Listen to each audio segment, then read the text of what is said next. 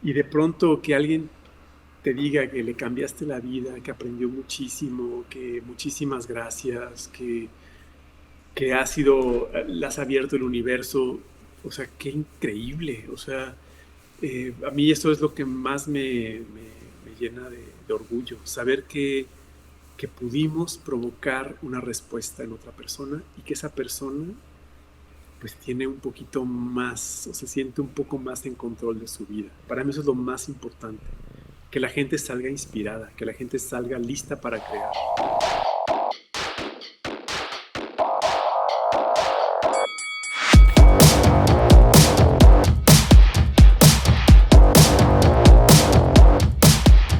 Hola, ¿qué tal? Bienvenidos a un episodio más del Cotorreo Creativo de Gogo Catrina. Soy su amigo El Mestizo Enmascarado. Recuerden que pueden seguir a Gogo Catrina en todas las redes sociales, Facebook, Twitter, Instagram, Pinterest. Estamos siempre por ahí publicando contenido relevante y cotorro alrededor de las industrias creativas. También recuerden que pueden suscribirse donde nos estén escuchando, YouTube, iTunes, Spotify, para recibir notificaciones de todos los episodios. En esta ocasión estamos platicando con José Iniesta, corazón palpitante de la industria de la animación en México, fundador centro de Pixelatl, quizá la comunidad de animación más importante en México, quizá en toda América Latina. José, junto con Jordi, Cristian y un ejército más de gente súper dedicada, pone Pixelatl al servicio de las industrias creativas. Cada año está el festival, pero además durante todo el año hay un montón de convocatorias, hay un montón de eventos, hay un montón de información súper útil. Entonces es de verdad un honor poder platicar con José. Además que poder tener esa visión un poquito más detrás de las cortinas, hablar un poquito más con la persona que, si ustedes han asistido a Pixelatl cualquier año, pues han visto a José, han visto cómo José en sus discursos de inicio y de fin se deja el alma en el evento. Es muy evidente, pero de verdad que es muy interesante también escuchar el otro lado. También escuchar un poquito de lo que José cree que necesita esta industria para seguir creciendo como lo ha estado haciendo y más, y lo que los individuos también buscamos. Pongan mucha atención en particular a cómo José habla de la importancia de la generosidad, también cómo José habla un poquito de ese ímpetu de creación y de trabajo, y cómo al final siempre hay que estar rascando. Para mí fue una conversación súper, súper agradable. Los dejo con ella y nos volvemos a ver al final. José Iniesta, bienvenido al Cotorreo Creativo. Es un absoluto honor, un privilegio tenerte aquí con nosotros. ¿Cómo estás, José? ¿Cómo va todo? Pues muy bien, siempre trabajando sin parar. La verdad que no sé si es un bien o un mal familiar que tenemos, pero todos los hermanos creo que no tenemos otra vida más que trabajar y trabajar y trabajar. Y si no trabajamos, nos inventamos cosas nuevas y siempre estamos llenos de cosas. Está buenísimo, José. Siempre te vemos en todas partes, sea lo que sea que esté pasando alrededor de las industrias creativas. Ahí estás, de una u otra manera, involucrado. ¿Cómo le haces, José? Porque estás metido en todo. ¿Cómo llegaste a eso?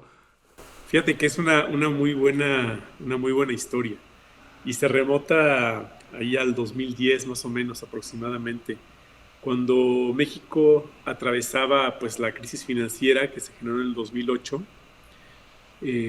Empezamos a analizar, Jordi y yo y un equipo de personas, cómo podíamos ayudar al país, qué podíamos hacer para reducir la pobreza, para reducir la violencia.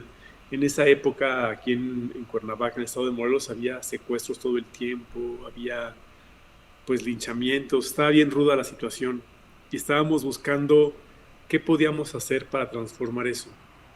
Y lo que descubrimos es que durante esta crisis, una de las únicas industrias que no cayeron y que además crecieron a dos dígitos durante todo ese periodo fue la industria audiovisual enfocada al entretenimiento. Uh-huh. Entonces dijimos, bueno, aquí está la respuesta. Es una industria que está creciendo a dos dígitos, que está valuada en miles de millones de dólares Y cuando vimos así de, bueno, hay que hacerlo en México, es así de, oh, en México no existe esta industria todavía. Sí existe obviamente pues la parte de televisión, las telenovelas, porque lo que observamos, empezamos a hacer muchísima investigación respecto a ese sector y cómo podía México sumarse y participar en ese sector. Y lo que descubrimos es que había como dos monopolios. Estaba el monopolio cultural, que pues vivía de las becas de Fonca, de INCINE, de Conaculta en aquel entonces, y se dedicaba a crear pues proyectos muy autorales, muy valiosos, pero muy autorales, pero no generaban derrama económica, por así decirlo. Y después estaba por otro lado, pues toda la industria televisiva, con las telenovelas, que es un formato muy barato, que se comercializa y que se puede vender a múltiples territorios, pero que pues nada más beneficia a las televisoras por un lado y por otro lado no genera propiedad intelectual, no genera Ujú. esta propiedad que puedes pues, brincar a otras industrias, a otros formatos, que puede salir de la pantalla y se puede convertir en un juguete o en un cuaderno, en un peluche, en un lápiz, en una mochila, etcétera, etcétera, etcétera, en un juego de mesa. Entonces nuestra apuesta fue por que México participara en ese sector. Y se oye muy fácil llegar a esa conclusión, pero la verdad es que pues, estuvimos investigando muchísimo tiempo, cerca de 6 meses. De hecho, pues ya que dijimos, ok, la industria audiovisual es la clave, ¿qué hacemos? También empezamos a investigar qué podíamos hacer. Obviamente, de bote pronto, la idea es, hay que hacer un estudio y pues, Ujú. hacemos, participamos de este sector. Y también investigando lo que descubrimos que había muchísimos estudios en México que estaban pues haciendo contenido audiovisual. También algo que descubrimos es que mucho de este contenido está dedicado a la publicidad, no estaban enfocados en los contenidos originales ni en pues, trabajar maquilando servicios para los estudios internacionales. Entonces, después de decidir que pues no era necesario hacer un estudio porque ya había muchos, dijimos, bueno, ¿qué hace falta? Quizás sea capacitación. Entonces empezamos a tratar de investigar si lo que hacía falta era montar una universidad y empezar a capacitar al talento para que pudiera estar listo y pudiera participar de ese sector. Y lo que nos descubrimos es que todas las universidades ya estaban enseñando esas carreras. Ya estaban medios digitales, medios interactivos, animación, licenciatura de animación, programación de videojuegos, eh, arte audiovisual. Había ya muchísimas carreras en las universidades que eran afines a este sector. Y entonces, pues, la conclusión fue, ok, no puede ser un estudio, no puede ser una universidad. ¿Qué hace falta entonces para que México participe de ese sector? Y la conclusión es que faltaba este espacio que reuniera a todos los creadores que salían de las carreras, que reuniera a todos los estudios y que también reuniera a los actores del mercado internacional para que vinieran a ver lo que se estaba produciendo en México y pudieran enviar trabajo de comisión por un lado y después por otro también empezar a invertir en propiedades intelectuales originales hechas en México. Entonces, así es como surge el festival. Que nuestra primera edición fue en el 2012 y se oye súper rápido, pero la verdad fue mucho tiempo de estudio, fueron muchos análisis, analizamos cerca de 250 eventos alrededor del mundo para tratar de perfilar cómo tenía que ser el festival para poder obviamente beneficiar al sector por un lado, por otro lado formar al talento, pero lo más importante pues atraer la atención del mundo a lo que estaba produciendo aquí en América Latina. Y así fue como surgió el primer festival. No, creo que ya hablé muchísimo y no sé si No, respondí la pregunta. está buenísimo. Honestamente, yo no conocía esa perspectiva y ese origen. Entonces, para aclarar ahí, para confirmar, tú, tu hermano, ese grupo de personas no vienen de las industrias creativas. Fue una decisión consciente al ver una oportunidad para el país y la región y así fue como empezaron. Sí, Pixelapel es un proyecto increíblemente social. Y aquí, pues, tiene que ver un poco con nuestros antecedentes. Por ejemplo, yo estuve viviendo en las barrancas de San Antón, trabajando con niños de la calle, formándolos, haciendo teatro callejero. Yo también, por mi parte, trabajé en ONGs, también con los más necesitados, en situaciones de extrema violencia, ¿no? Depresión en crisis, respondiendo a gente con adicciones, a violencia intrafamiliar. Entonces, veníamos desde estas áreas de trabajo social. Y lo que, bueno, es una conclusión muy personal y suena bien triste también reconocerlo, que estas personas de pronto no quieren tampoco ser ayudadas. Suena bien fuerte, bien fuerte, bien fuerte, pero es una realidad que a mí me tocó vivir. Que, por ejemplo, pues algunas mujeres las golpeaba el esposo y estas fundaciones pues daban todo tipo de ayuda para que estas mujeres pudieran conseguir trabajo, irse de su hogar, les daban trabajo, o sea, les daban trabajo, les daban una casa, les daban educación para sus hijos, y sin embargo regresaban con el marido y las volvíamos a ver hasta que las volvían a golpear. Ujú. Entonces era bien triste ver esto, de que de pronto, a pesar de tener las posibilidades de salir adelante, elegían seguir pues donde estaban. Mismo caso con las adicciones, nada más llegaban cuando tenían sobredosis, o sea, y a pesar de todo este Sí. programa de desintoxicación que había, pues se iban, regresaban a la calle, regresaban a sus esquinas y los volvíamos a ver cuando volvían a estar en sobredosis. Entonces es un México bien doloroso, pero es un México que es real. Y pues, fue un cambio de decisión, o sea, podíamos seguir trabajando ahí, para eso hay muchísimas fundaciones, muchísimas ONGs, pero también lo que nos dimos cuenta es que la pobreza y la violencia se superan con crecimiento y con desarrollo. Entonces nuestra Ujú. apuesta fue, ¿qué podemos hacer? ¿Dónde sí podemos accionar que tenga una repercusión en este México roto y dividido? Y fue por eso que llegamos a la industria audiovisual. Porque además tiene pues, dos ingredientes increíbles. Por un lado, tiene que ver con tecnología. Entonces, requiere que te apropies de tecnología para poder crear. O sea, todo arte requiere siempre de tecnología, por un lado. Y por otro lado, que es una cosa bien importante, incluye narrativa. Y la narrativa es Ujú. un vehículo que permite que el ser humano se conecte con otros, pero que también transforme su entorno. Si tú cambias tu historia, cambias tu visión del mundo y te empoderas y puedes también, pues, contarte una nueva historia de ti mismo y hacer una nueva historia de tu comunidad, de tu región, de tu país. Y es un poco lo que estamos buscando desde Pixelator, que la narrativa, las historias, los contenidos audiovisuales, primeramente sean nuestros contenidos, hablen de nosotros, nos vemos reflejados en las pantallas, porque eso nada más ya te genera una autoaceptación personal.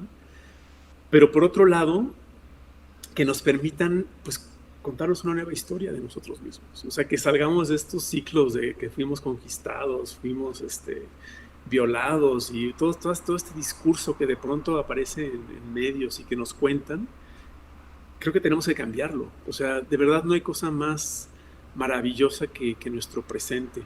Y debemos de dejar de ver el pasado como esta pues violación y denigración y ataque y conquista y todos estos adjetivos sustantivos que de pronto se hablan de nuestro pasado y más bien enfocarnos en el presente y empezar a contarnos una nueva historia.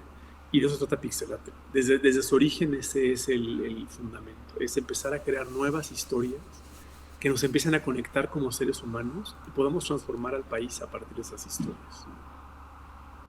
Claro, claro. Dijiste muchas cosas bien interesantes. Creo que una idea clave dentro de este paso que dieron, ¿no? La labor social que estaban haciendo antes a la labor social que están haciendo ahora a través de Pixelatl, hay mucho este elemento de enseñarle a alguien a pescar y no solamente como dar el pescado, ¿no? Como, ¿cómo hacemos para habilitar? La palabra puede ser un poquito chocante, pero a empoderar a la banda a encontrar sus propias soluciones, a encontrar sus propios mecanismos y en un impacto no individual, sino a nivel industria y de ahí a nivel global o por lo menos comunidad, ¿no? Sí va un poquito por ahí. Sí, claro. De hecho, una parte súper importante de Pixelatel, como bien dices, es la comunidad.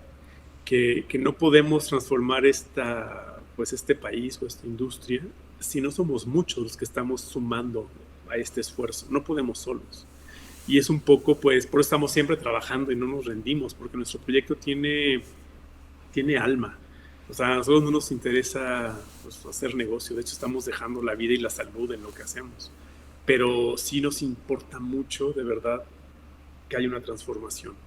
Y que la gente que pasa por Pixelatel se dé cuenta de lo que es el festival.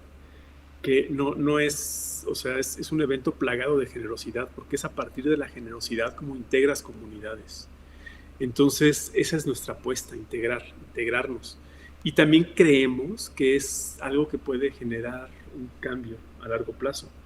Porque de pronto como seres humanos se nos olvida de dónde venimos. Y el ser humano empezó a ser ser humano precisamente cuando empezó a trabajar en comunidad y en colectivos.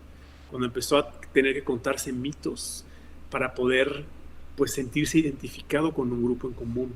Entonces mucho de lo que hacemos en Pixelati tiene que ver con esto, con crear comunidad, con crear un nuevo lenguaje, con tratar de sembrar nuevos valores, pero no vamos más allá de decirlo, ¿no? O sea, hay que ser honestos, hay que tener confianza, hay que trabajar en equipo.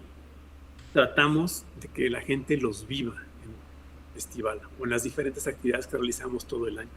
Porque como bien sabrás, el festival de septiembre es la culminación de un chorro de convocatorias que salen desde octubre, noviembre. De hecho, ya tenemos varias convocatorias listas y vienen otras más.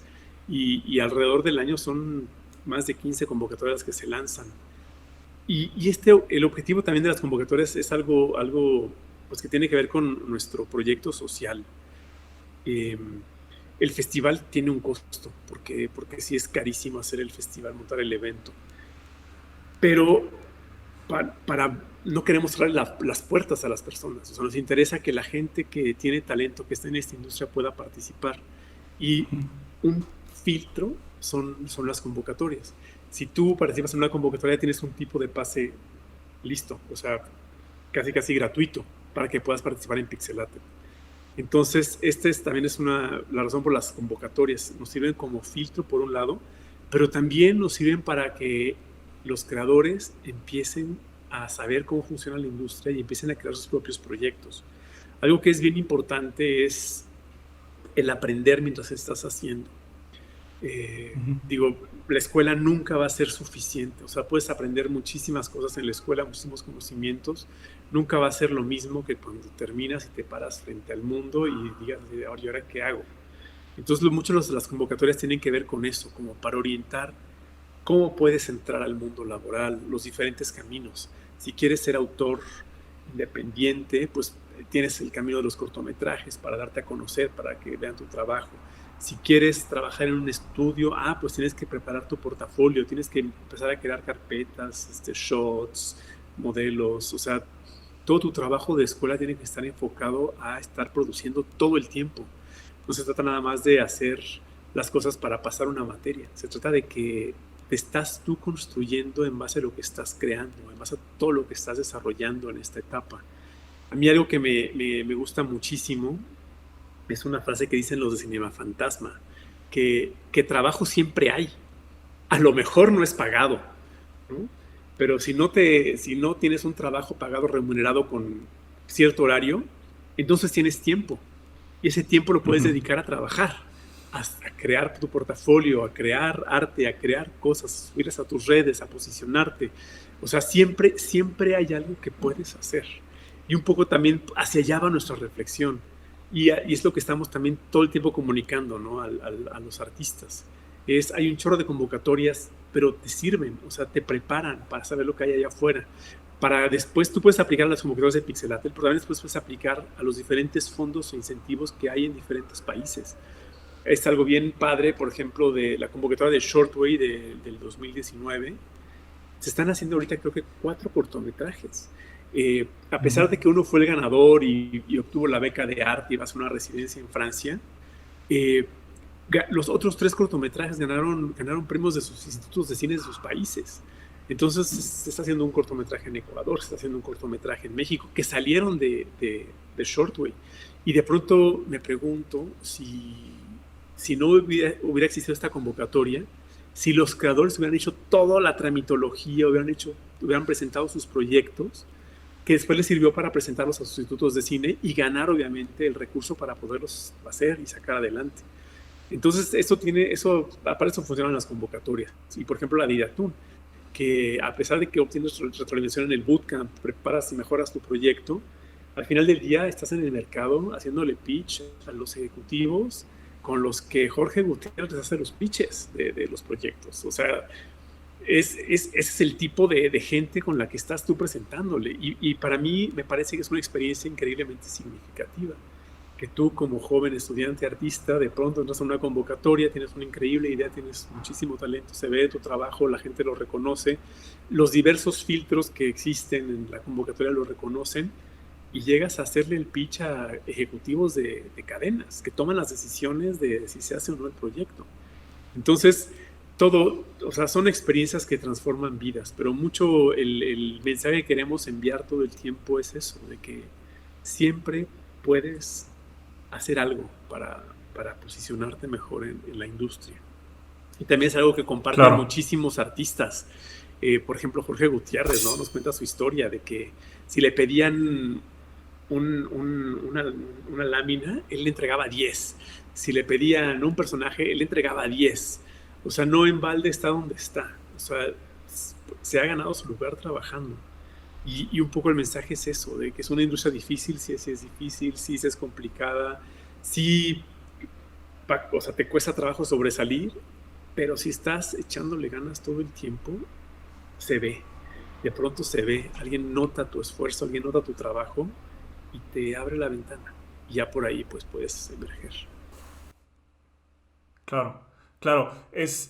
Y mucho de lo que estás diciendo resuena mucho con nuestra experiencia mía y de mis hermanos en el estudio.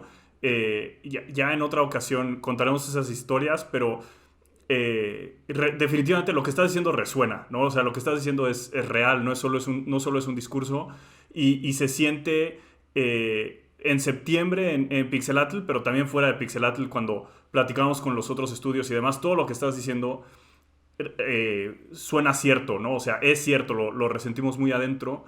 Y algo que escuché entre lo que dijiste, entre palabras, es que también hay una misión o una consecuencia favorable, es una desmitificación del proceso, ¿no? O sea, estás hablando con otro ser humano que se pone los pantalones como tú, una pierna a la vez, y que también le chambea y que la verdad está buscando lo que le va a llevar su siguiente éxito que le puede presentar a sus jefes. O sea, mucho de esto es quitarle esa distancia que hay entre lo que vemos en la pantalla y quienes somos, ¿no? Acercarnos a eso.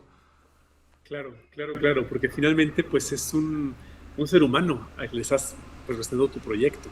Y sí sabemos que pues vaya involucrada pues tu pasión, tu corazón en lo que presentas, pero finalmente enfrente te hay otro ser humano que también pues tiene sentimientos, que también necesita elementos para podérselos vender a sus jefes dentro del canal. Entonces, pues que también se puede conmover con lo que le estás contando. Entonces, digo, al final de cuentas lo que estamos haciendo es eso, tejiendo lazos y puentes. Y creo que eso es parte de la misión de Pixelatl. Esto de estrechar y darnos cuenta que no estamos tan lejos.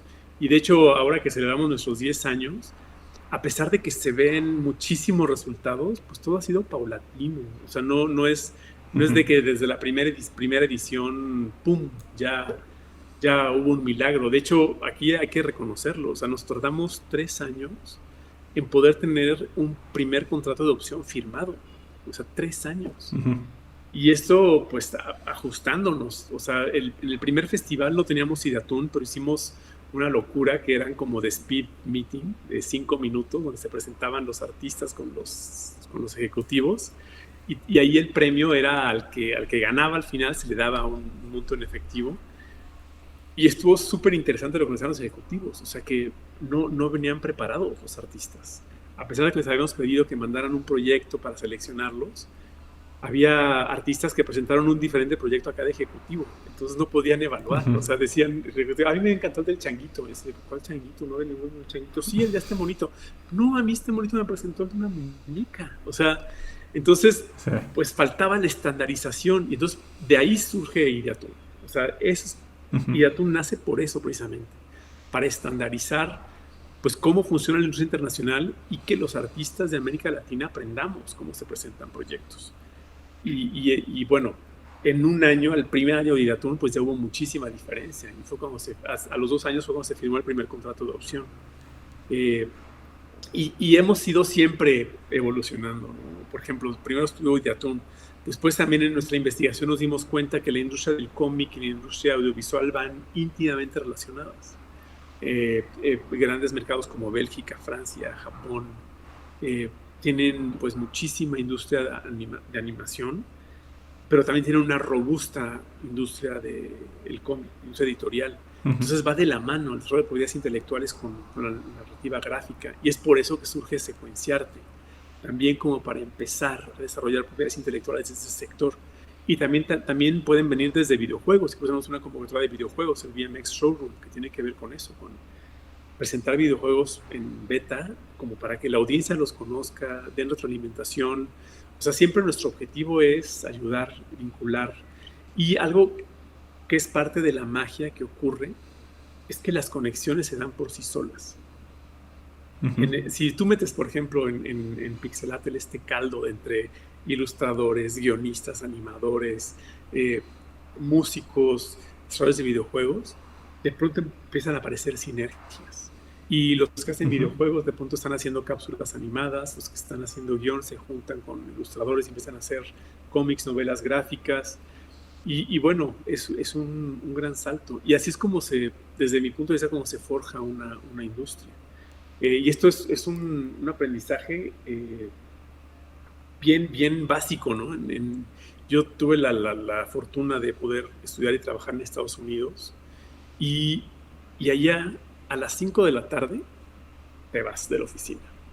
Pero te vas de la oficina no significa que ya se acaba tu jornada laboral. Normalmente nos íbamos a bares, y en los bares estaba la competencia, pero éramos todos amigos. Entonces estaban, pues yo trabajaba en alta tecnología, estaban los de Intel, los de Motorola, los de Nortel Networks, estaba IBM, estábamos diferentes actores del high-tech, y nos poníamos a platicar, ¿no? ¿Y en qué estás trabajando? ¿Y cuál es tu nuevo desarrollo? ¿Qué posibilidades tiene tu nuevo chip? ¿Cuál es el estándar que están utilizando? Y al día siguiente llegamos a la oficina con nuevas ideas de lo que teníamos que hacer. Y sabíamos dónde estaba Intel, lo que estaba desarrollando, y qué teníamos que hacer para poder pues tener partes que funcionaran con su microprocesador. Y al mismo tiempo también sabíamos cuáles eran las arquitecturas que estaba desarrollando IBM. Entonces, cuando tú juntas a la gente le gusta colaborar, le gusta trabajar en equipo. Y además, fíjate, la propiedad intelectual, si somos bien estrictos, o sea, todas las ideas se parecen. O sea, los de Intel estaban trabajando en cosas similares a las nuestras, ¿no?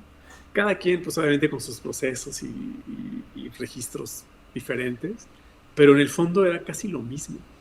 Y eso pasa un poco con las ideas. O sea, ¿cuántas películas de pajaritos no hay, no? ¿Cuántas películas de patos? ¿Cuántas historias, ¿no? de la princesa abandonada o embrujada por la bruja que llega el superhéroe y la salva? O sea, al final del día las historias se parecen también mucho, pero tienen siempre algo que los hace diferente, y es ahí donde pues se registra y donde se explota la propiedad intelectual. Pero esta idea de que no le voy a compartir a nadie mi idea porque es mía y es única y me la van a robar, creo que eso hace muchísimo daño, porque cuando no la compartes se pudre. O sea, en cambio cuando la compartes, la gente se inspira y se conecta, y a lo mejor te llegan a ayudar. Y a lo mejor otro fenómeno bien interesante es cuando tú estás compartiendo una idea, también como que te escuchas a ti mismo decirla y encuentras tú mismo los hoyos que tiene tu historia. Y después te pones a trabajar y tratar de pues, resumirlo o de completarlos.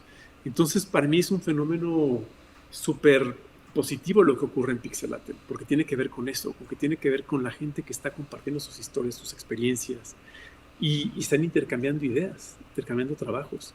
Es súper inspirador pues ver cómo están las mesas de artistas haciendo dibujos, intercambiando stickers, porque tiene que ver con esto, ¿no? de crear comunidad.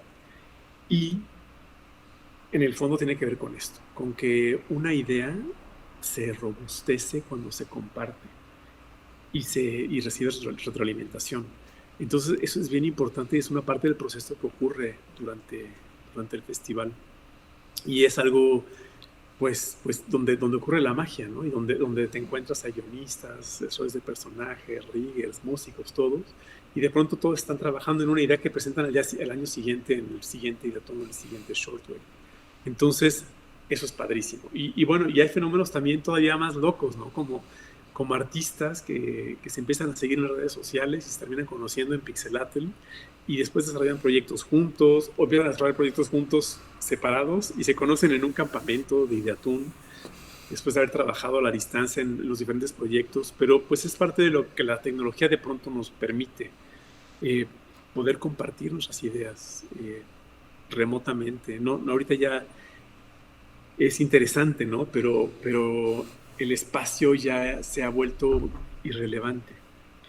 Aquí lo Ujú. importante ahora es el tiempo, en el momento en que nos conectamos.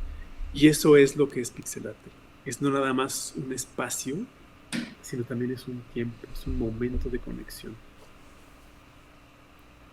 Sí, buenísimo.